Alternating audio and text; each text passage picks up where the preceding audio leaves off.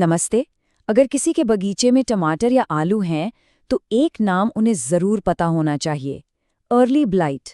ये एक ऐसी फंगल बीमारी है जो दिखती तो आम है, पर असल में बहुत विनाशकारी हो सकती है। और ये सिर्फ बड़े किसानों की ही समस्या नहीं है, ये किसी के भी बगीचे तक पहुंच सकती है। तो इससे निपटने के लिए हमारे पास एक पूरी युद्ध योजना है। सबसे पहले अपने दुश्मन यानी फंगस को जानेंगे, फिर इसके हमलों के निशान मतलब बुलजाय को पहचानना सीखेंगे। इसके बाद देखेंगे कि ये कितना नुकसान पहुंचा सकता है, और आखिर में इससे लड़ने के लिए हमारे पास कौन-कौन से हथियार हैं और क्या-क्या रणनीतियां हैं, इस पर बात करेंगे। तो चलिए शुरू करते हैं। कहते हैं ना, किसी भी लड़ाई को जीतने का पहला नियम है अपने दुश्मन को अच्छी तरह से जानना। तो आइए सबसे पहले इस फंगल दुश्मन ऑल्टरनेरिया सोलेनी से ही मुलाकात करते हैं। देखिए, अर्ली ब्लाइट कोई जादू नहीं है।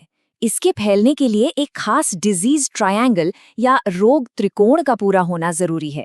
सोचिए, इसके लिए 3 चीजें एक साथ चाहिए। एक कमजोर पौधा जो आसानी से बीमार पड़ जाए, 2 खुद वो फंगस, और 3 उसे पनपने के लिए सही माहौल, मतलब खूब सारी नमी और गर्मी। मजे की बात यह है कि अगर इनमें से एक भी चीज हटा दी जाए तो बीमारी फैल ही नहीं सकती। और इस बीमारी का असली विलन है ऑल्टरनेरिया सोलानी।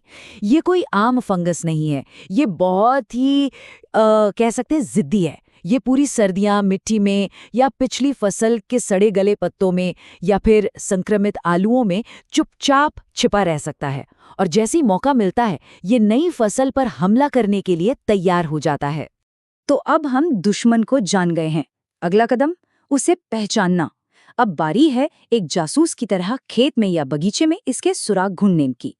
अर्ली ब्लाइट की सबसे बड़ी और पक्की पहचान है ये बुलजाय का निशान। जी हाँ, बिल्कुल निशाने लगाने वाले टारगेट जैसा। पत्तियों पर गहरे रंग के गोल गोल छल्ले बनने लगते हैं, एक के अंदर एक।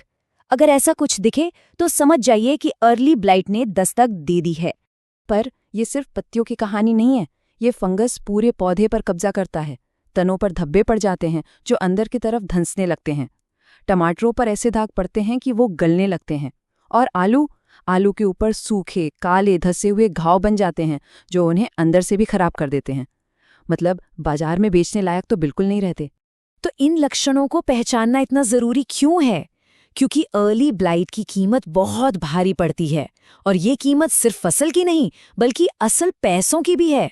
जरा इस आंकड़े पर गौर कीजिए।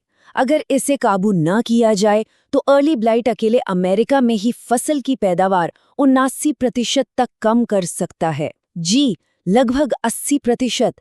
ये सिर्फ एक छोटी मोटी परेशानी नहीं है, ये किसानों के लिए एक आर्थिक तबाही है।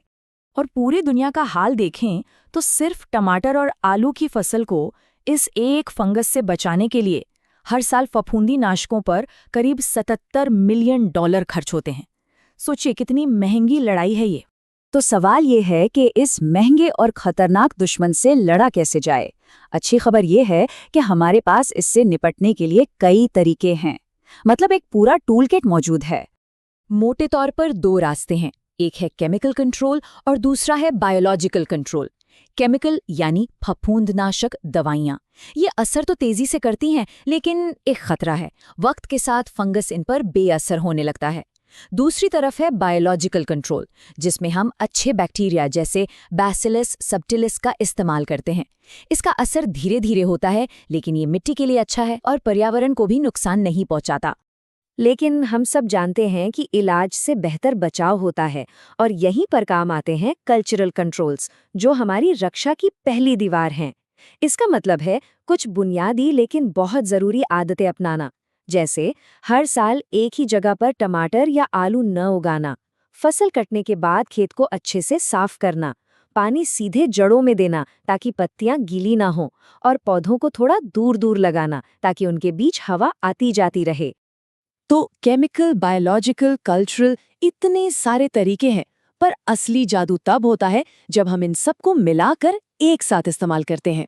इसे कहते हैं इंटीग्रेटेड मैनेजमेंट यानी स्मार्ट खेती। और ये सिर्फ कहने की बात नहीं है, इसके सबूत भी हैं। जरा इन आंकड़ों को देखिए। जब पौधों पर सिर्फ बीमारी का असर था तो वो 85% तक गंभीर थी। जब सिर्फ बायो एजेंट का इस्तेमाल किया गया तो ये घटकर 45% पर आ गई।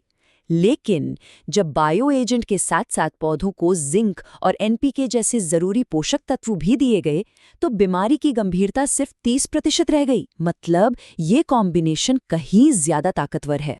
और फायदा सिर्फ सेहत का नहीं, पैसों का भी है। इस चार्ट को देखिए, ये बताता है कि खर्च किए गए हर एक रुपए पर कितनी कमाई हुई। जहां कुछ न करने पर यह अनुपात सिर्फ 4.5 था, वहीं जब सारे तरीके एक साथ अपनाए गए तो ये बढ़कर लगभग 13 हो गया। साफ है, ये तरीका न सिर्फ फसल को बचाता है बल्कि किसानों की जेब के लिए भी कहीं बेहतर है। तो ऐसा क्यों होता है? क्योंकि ये 1 और 1 मिलकर 2 होने जैसा नहीं है, ये 1 और 1 मिलकर 11 होने जैसा है। बायो एजेंट और सही पोषण, ये दोनों मिलकर एक सिनर्जिस्टिक इफेक्ट पैदा करते हैं। मतलब ये पौधे की अपनी इम्यूनिटी को ही इतना बूस्ट कर देते हैं कि वो खुद बीमारी से लड़ने के लिए पहले से कहीं ज्यादा मजबूत हो जाता है। तो आखिर में ये सब हमें एक बड़े सवाल के सामने लाकर खड़ा कर देता है। क्या अर्ली ब्लाइट जैसी समस्याओं से निपटने के लिए सिर्फ केमिकल स्प्रे पर निर्भर रहना सही है, या फिर स्मार्ट और इंटीग्रेटेड खेती का ये रास्ता ही एक बेहतर और टिकाऊ भविष्य की कुंजी है? एक ऐसा भविष्य जहां हमारी खाद्य आपूर्ति भी सुरक्षित हो और हमारा पर्यावरण भी। जो रिसर्च हमारे सामने है वो तो इसी दूसरे रास्ते की ओर इशारा करती है। आज के लिए बस इतना ही।